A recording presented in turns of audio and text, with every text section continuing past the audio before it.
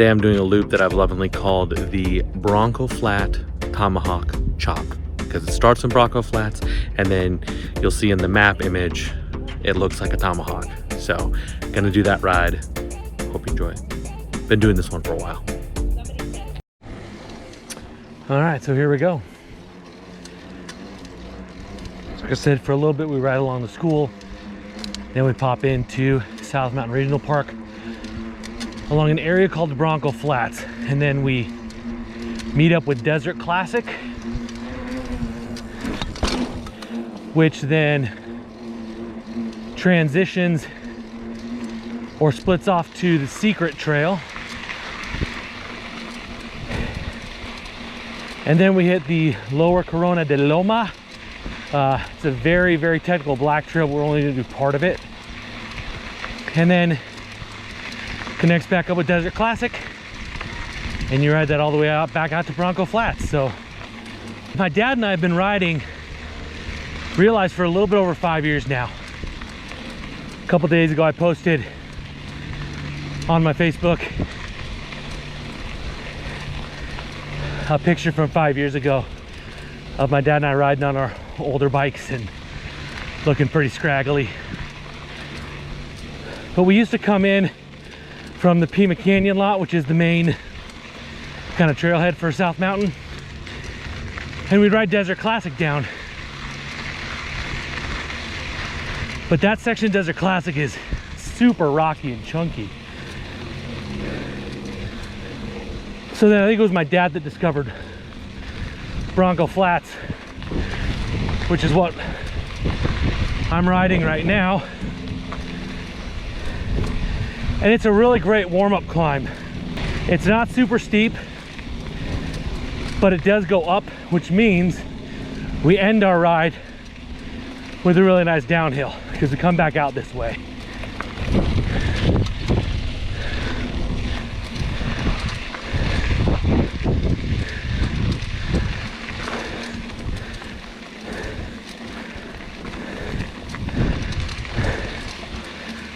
The thing that drives me crazy when I'm out riding is sections that I'm just huffing and puffing to get over. Somebody else will come flying through. And part of that's because I weigh like 280 pounds. Sorry, I weigh like 280 pounds. And I joke that these other people are riding way about as much as my leg. So I think it's always a bad idea to compare yourself to others that are at a different point in their fitness or in their riding or in their life,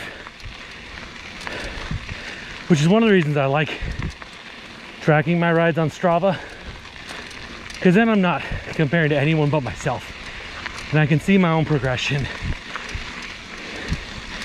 and see the times that I've gone backwards a little bit. All right, this is Desert Classic. We just met up with, if you go to the right, that'll take you back up toward Pima Canyon, the main trailhead. But I got a little bit of down before we start our next climb back up. Now this is the climb I'm still doing in pretty low gear because I know what's coming up at the end of this, and it's a pretty steep, sustained climb. So I try to pace myself a little bit on this climb up here.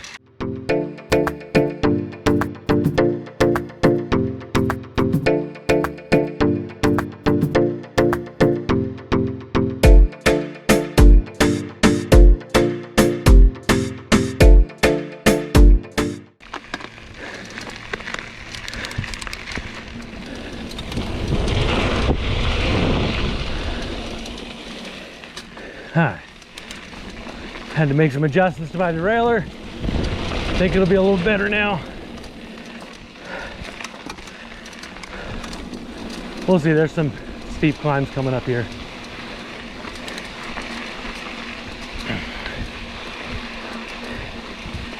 And out here along Desert Classic, there's a lot of what we call wash crossings, and they're basically little areas where when it rains, water fills it up and kind of has dug these grooves in the earth. And what it means is we go down one side and pop right back out the other. This one is a pretty tall one, but it's not undoable. Okay, only a little bit better on the derailleur there. Adjust it a little bit more. Only problem with those adjustments is I might screw up something else, so we'll see. Anyway, I remember when we first started riding, and that hill ate our lunch every time. And that's the great thing about, hey, have a good day. That's the great thing about riding your own trails, the same trails all the time, is that's really where you can learn and see and find out how much you've actually progressed.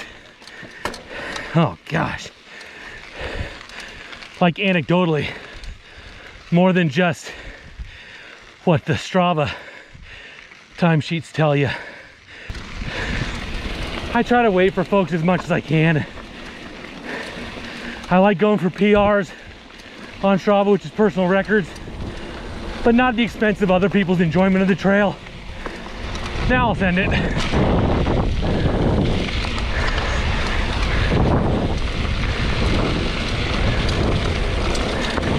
Rocky chunk, but if you're careful, you can miss it all.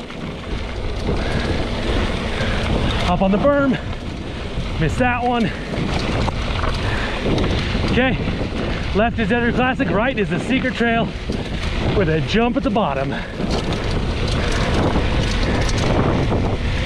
Yo! There we go.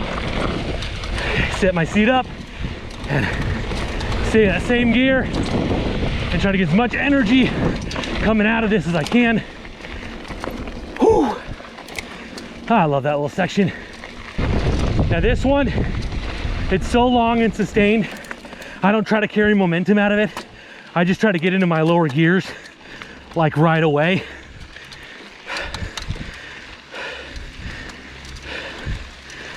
Okay, I don't like the way that feels. I'm just not gonna use gear one. That's not gonna work out well. This drives me bonkers.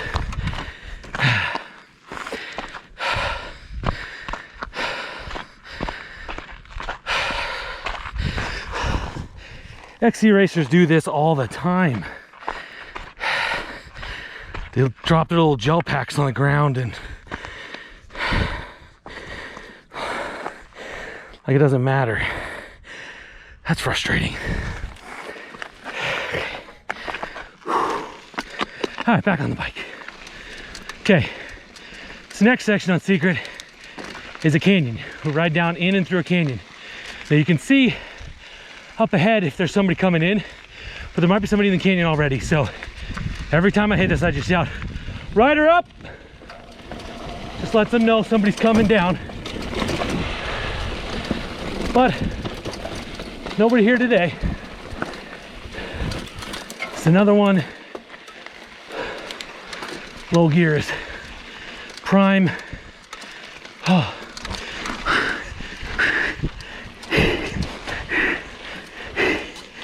I know a lot of guys stand up, but because of my weight, I actually find it harder to pedal standing up. So I have a dropper seat post to make sure my seat's high, and I just turn my legs. I get there eventually.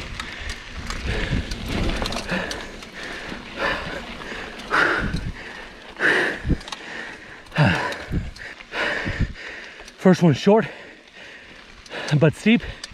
Second one's a lot longer and a little rocky.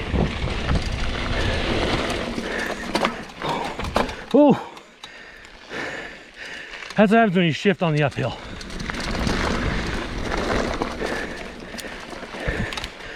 Okay.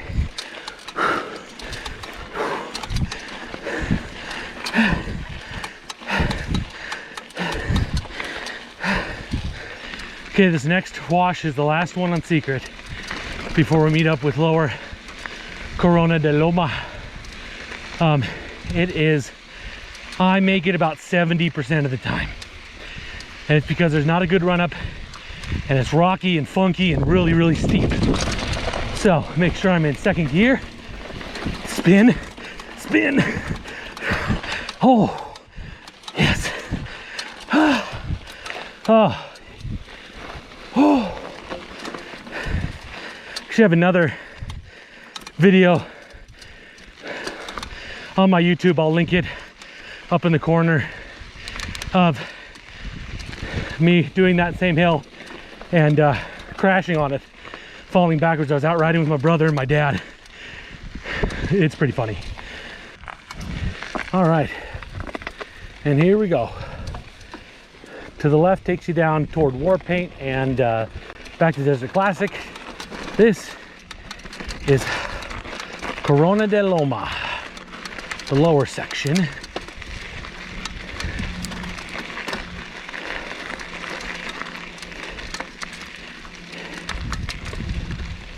And this is a really long, super technical climb. And I say super technical because there's kind of like step ups, there's sort of step ups, a lot of rocks though, a lot of big rocks. You just can't maintain much momentum up this thing, so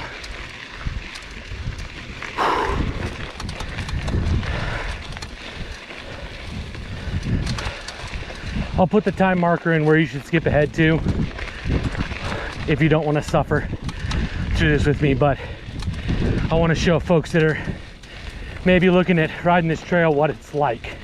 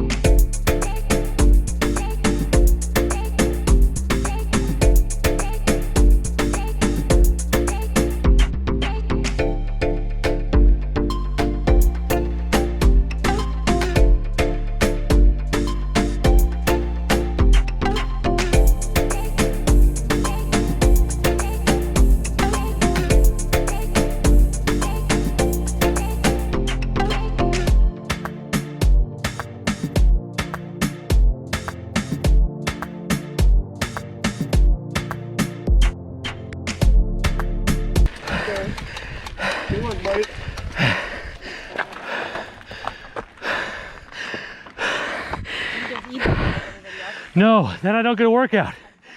I did have one spot where I hit a pedal there. I hit a pedal on the rock and couldn't keep moving. Right up there, that's Corona de Loma. That goes all the way up to the top of the mountain, kind of where national trails and stuff like that. And this is the other part of the lower Corona de Loma. This is the section I love to descend it. It's rocky, it's gnarly, it's kind of crazy, but I love it. Okay, now my gearing choice is not the hardest. I don't pedal, but it's not the easiest because I want the chain to have some tension.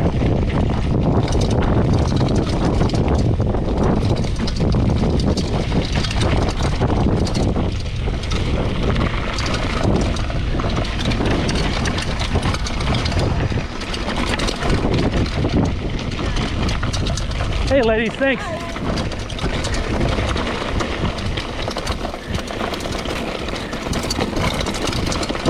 Air that one.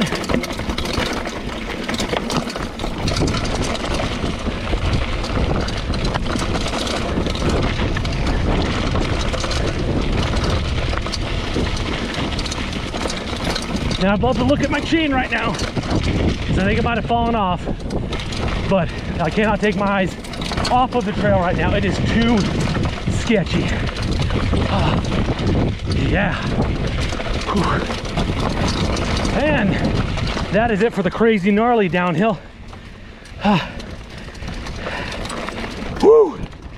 I love that thing. Now it's kind of rocky. We'll get to an uphill here in a minute.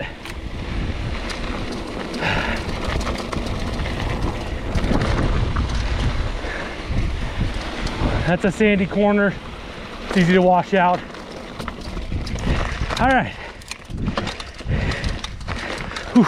Now, this section, you gotta be careful. There are a lot of tire slicers in this. And those are sharp rocks that like to stick out. They give you a pinch flat if you're running too low pressures. Cut your sidewall. It's a gnarly section. And then we're back with a little bit of down to finish out this section of trail back to Desert Classic.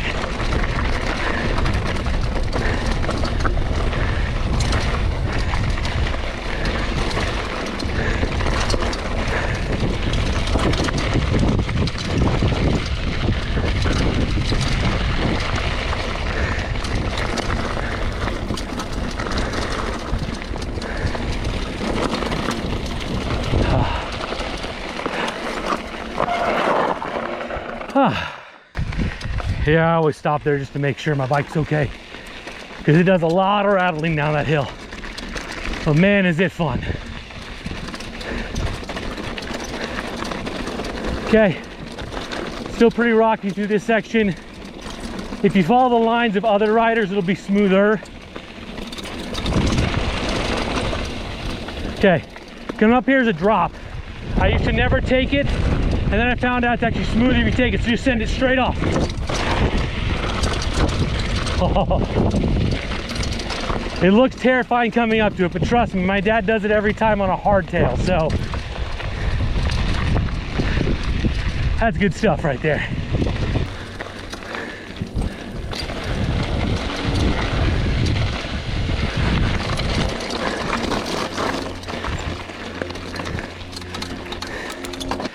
Okay.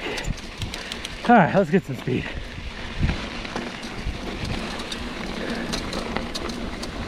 You're good, ladies. Have a good day. You too.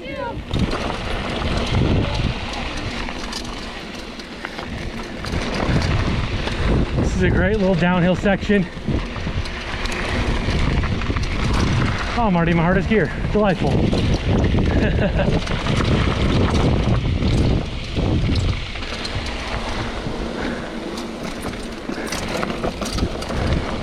There's definitely a better line through there than I just took.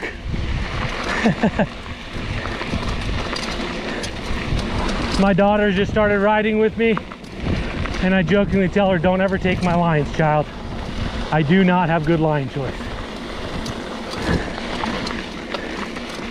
Okay, this next wash is crazy drop into it, and then drop her seat post down into it, pop back out the other side, and then start pedaling. Whew. There's really no point in pedaling up those two little lips that come up out of there, because you just lose too much momentum. So all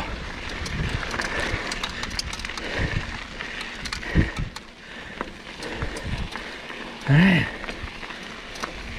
and one last downhill before a little bit of a uphill climb. This one ends with one of my favorite berms of any trail that we ride anywhere.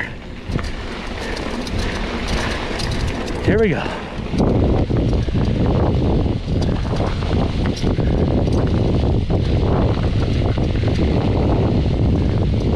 Wide, take it, pump through it. Oh. can actually feel yourself accelerate out of that one. Gosh, that's good.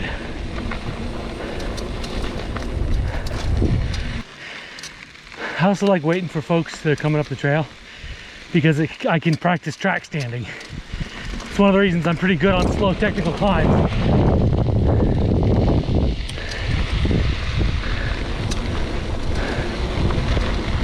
Hey.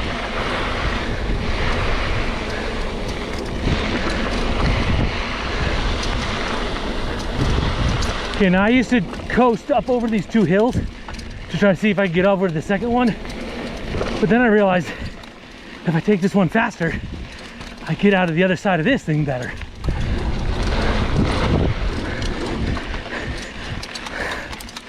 I barely even have to shift down. All right, this next section is called Hit the Drop or It Doesn't Count. I'm trying to beat a YouTuber named Mackie Franklin.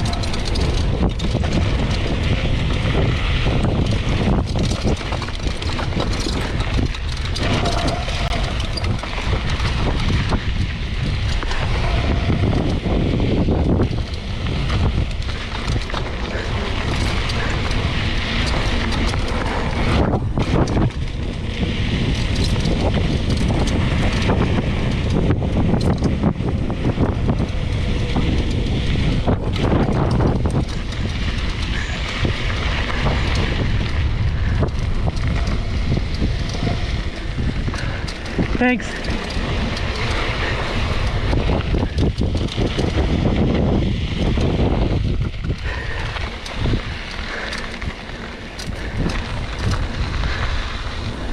Wow, that PR got thwarted. That's why I don't shoot for PRs on busy days, because I don't want to be that jerk on the mountain. But I still like to wait for a good gap to see if I can.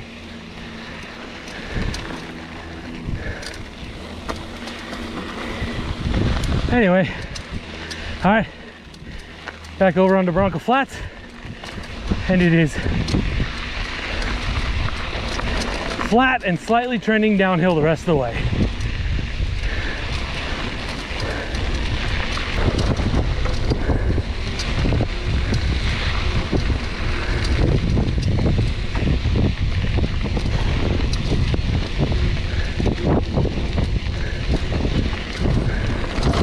Ooh. That was almost bad.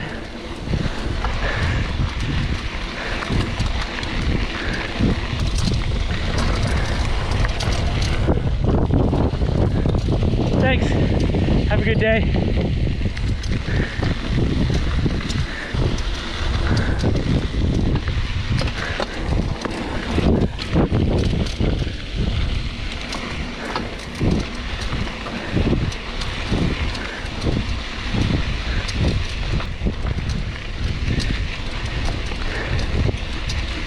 My back gear keeps biting. Wanted to go up one.